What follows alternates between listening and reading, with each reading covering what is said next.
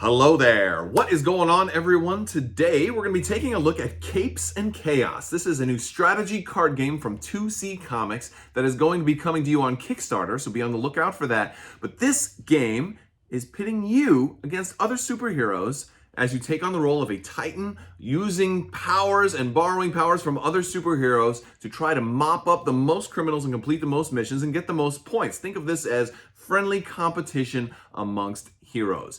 In this world, there's been a cataclysmic event where aliens were attacking. There's a whole lore set up, and they kind of dug too far into the earth. A giant shockwave went across the whole planet, and all of a sudden, superheroes have emerged. You're going to be able to take on the role of these different superheroes to use their abilities to help you outsmart your opponents and get the most kills and kind of rack up the most points and emerge as the victor. So let's go ahead and jump right in and take a look at this game.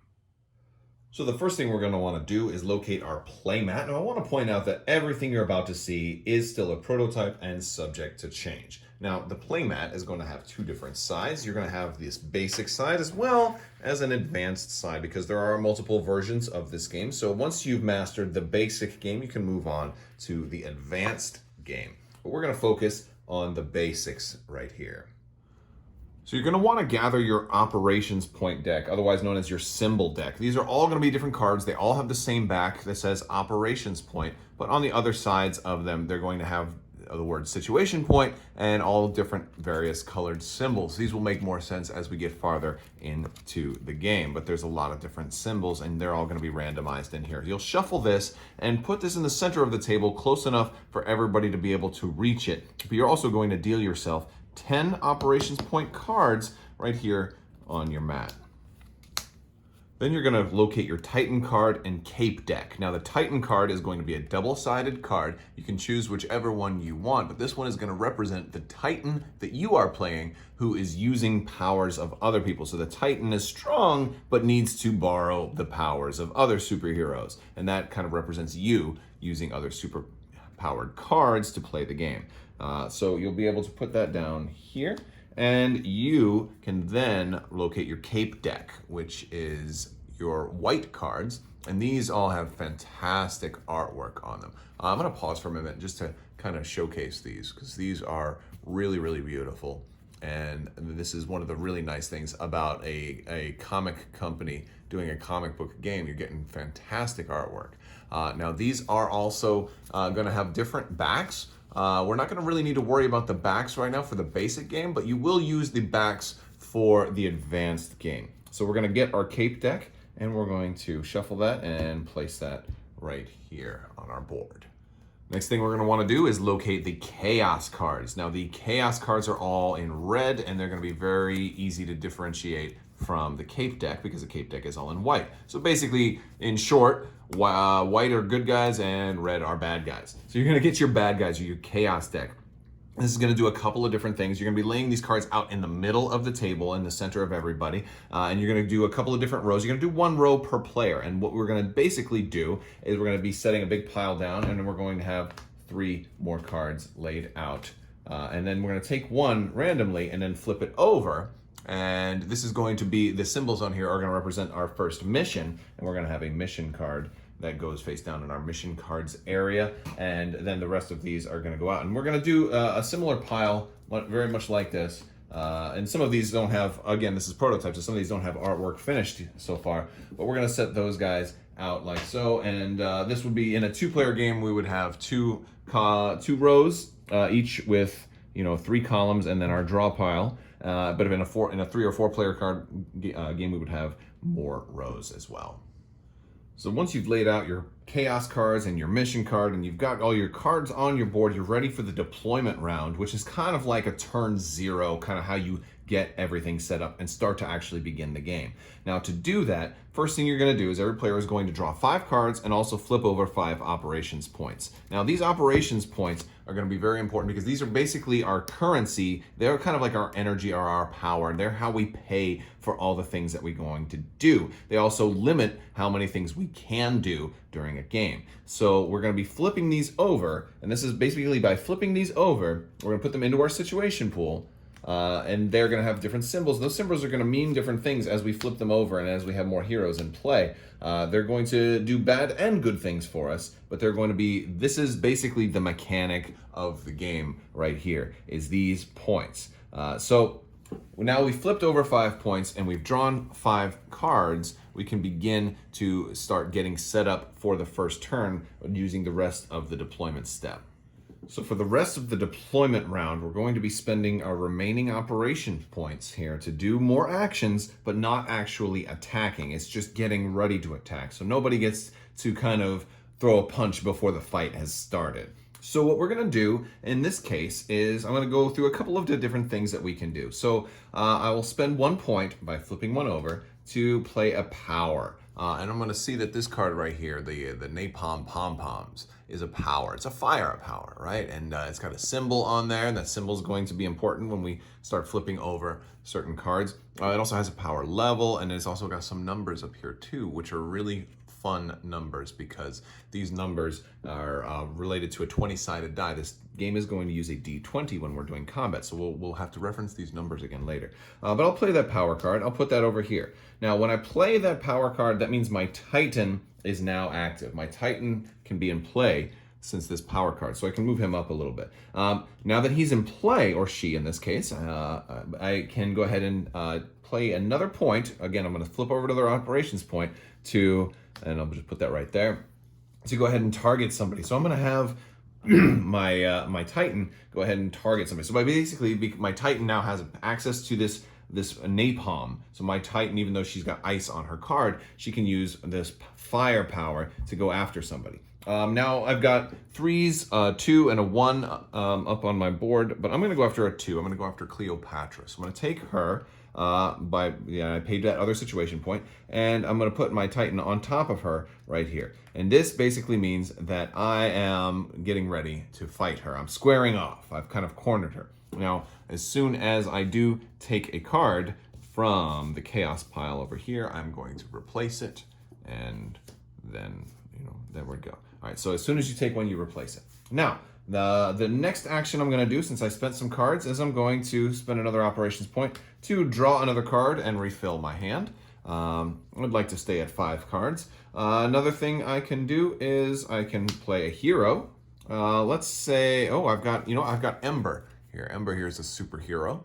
So I'm going to play her, and I'll put her out into kind of my team right now. And then I'll play my last operations point, flipping that one over.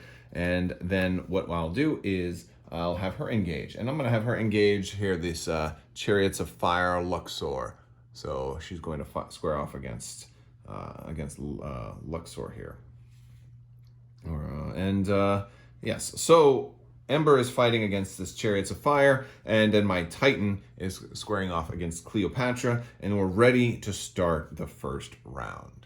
So at the start of each round, every player is going to get 10 more operations point cards to go into their operations point pool. Now, these are going to be how you pay for actions. However, there's an upkeep phase. So before you can get your 10, you have to subtract the number of points you have already in play. So my Titan has an upkeep of 0. There's no cost there. However, Ember here has an upkeep of 3.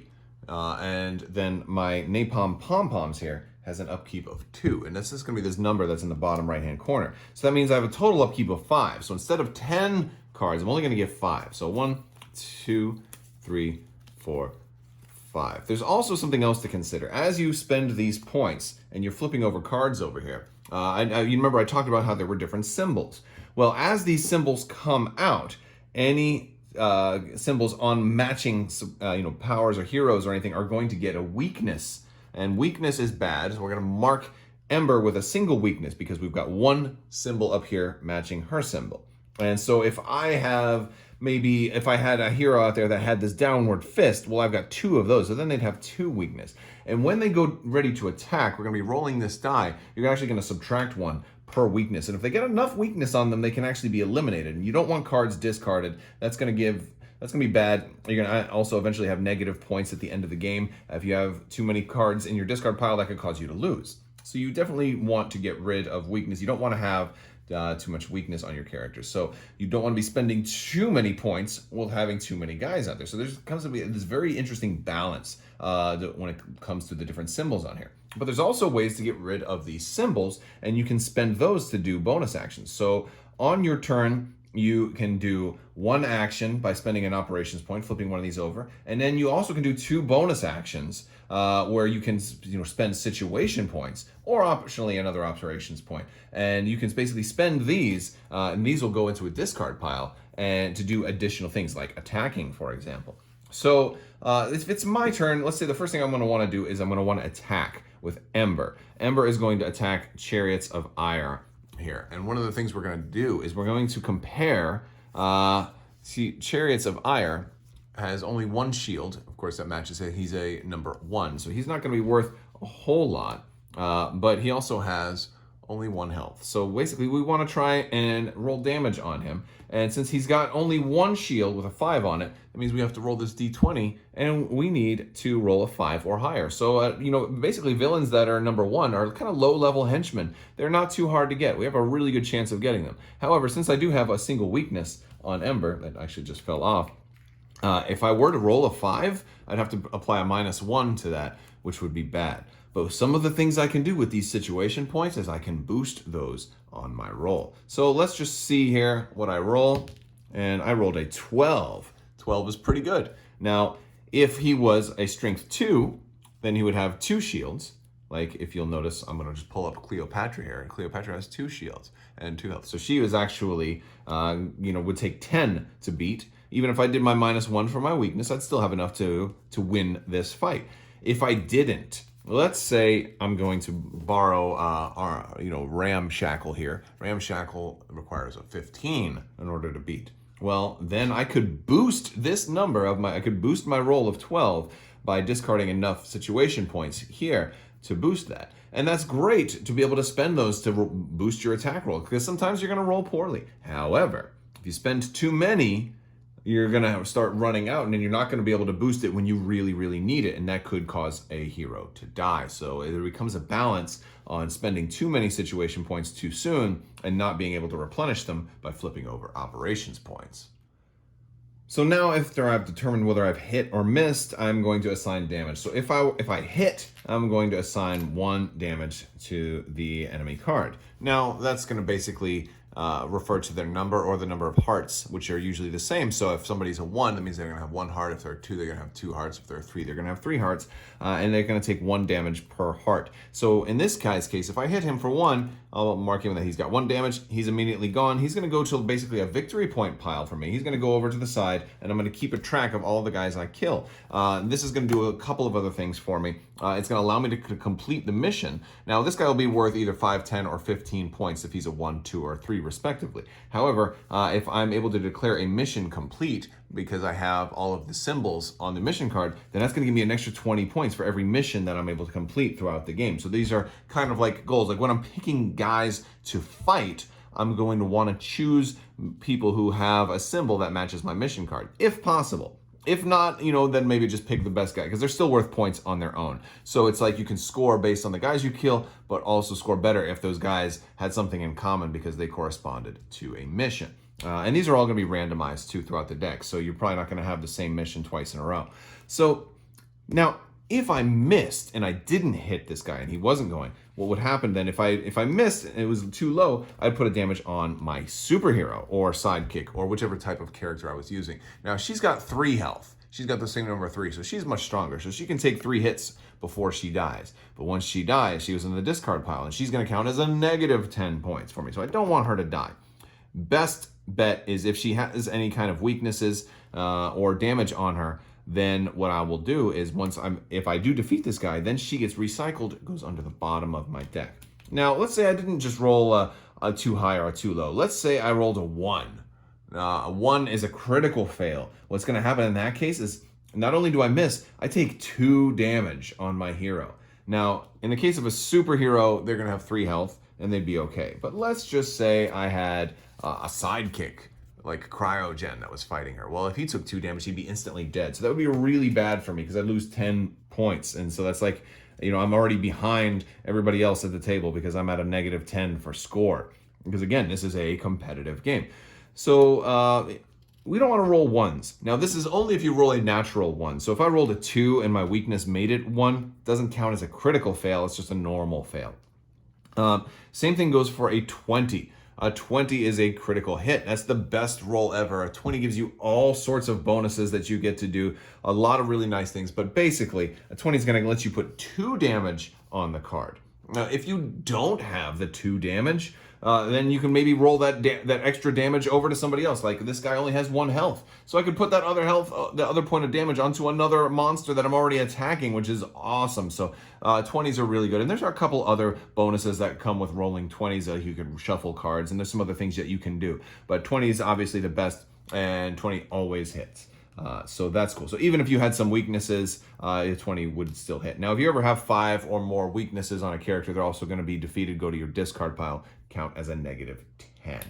And basically, after I do that attack, I spent that operation point to do my action, I'm going to pass to the next player. And it's going to go round robin all the way around. And once everybody is gone, then I'll have the option to do a bonus action. And I have to do at least a 1 first action, but then I can do up to 2 more bonus actions. And I can spend situation points to do those, or operations points to do those. And then everybody has the chance to do up to, a bonus action or pass, and then can do a second bonus action or pass. And then at the end of a round, you're going to basically count up victory points. You're going to basically look at all of the different characters that you've got in your red cards that you've got in your discard pile. For every 1 is going to be worth 5 points, every 2 is going to be worth 10 points, every 3 is going to be worth 15, and then every mission that you've solved is going to be worth 20. And that's basically this game in a nutshell. Now, there are some more advanced rules, and there are some extra things that you can learn as you get more comfortable with this. But as a primer, it basically boils down to picking your targets, managing your situation points, not having too many out that are going to weaken your characters, and kind of balancing your power and your symbols versus the targets that you're going at. Now, the last thing I want to talk about is these little numbers down here, these combination numbers. And what these are for is basically a way for you to stay involved in the game when it's not your turn. What this is going to do is give you a reason to watch everybody's die roll, because if at any point somebody else is taking their turn and they're attacking and they roll one of these numbers that's at the bottom of your card, like the 7 or the 13 in the case of Cryogen here, you're going to be able to do a free point of damage on whichever chaos card you are currently engaged with. So even if I'm engaged with this really tough level 3 guy, and which requires me to roll a 15 or higher, well, you know what? This little guy gets, if you roll a 7, he gets to hit this guy for free. If somebody else at the table rolls a 13, I get to hit this guy for free. So sometimes these little guys that are sidekicks that maybe aren't as strong can still get some damage in on the big, nasty enemies, which is really cool. Now, also, I want to point out that some of the higher level characters, like Cryogen works for Chillster here, but Chillster herself, who's a power level 3, so she's a superhero, she actually has 3 numbers down here. She's got 16, 6, and 11. And so all the different cards are going to have different numbers and stuff. So we've got Ember here who has 17, 7, and 12. They're all over the spectrum. So that's one also strategy, is you may want to have a couple of these out so you can get free hits, even if you're not so confident that your dice are going to roll high enough to fight, and defeat the big mad monsters that you've got. These combos are a great little extra strategy, and they also get you paying attention to everybody else, and they keep you engaged even when it's not your turn. So that is Capes and Chaos in a nutshell. It is also going to have a lot of extra things that you can do once you get into the game. Like there's deck construction, which is optional. You can use pre-constructed decks, or you can build your own deck. There's lots of different types of characters that you can put into there too. And I really just think the art in this game is really breathtaking. And I think it really goes to show when a comic company starts doing art for a game, the types of quality art you can expect in a lot of these cards. They're really something special. So I hope you guys like this game. If you are interested and want more information, check the description and you can find links to where you can learn more about Capes and Chaos as well as their Kickstarter, and be sure to check them out. And if you like this game, also let me know what you think down in the comments section. I'd love to hear more from you guys, and I will talk to you guys later. I want to thank you all so much for watching, and as always, have a great day.